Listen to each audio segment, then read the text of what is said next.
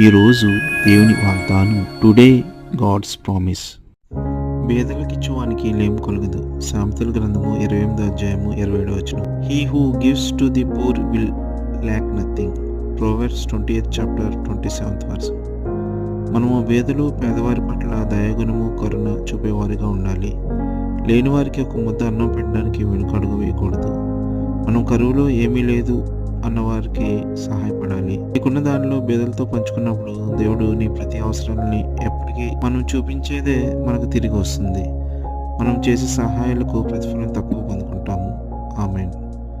ప్రార్థన. ప్రేమగల మా తండ్రి, నువ్వు మాకు ఇచ్చే ప్రతి దానిలో పేదల పట్ల దయచూపే హృదయాలను మాకు దయచేయము.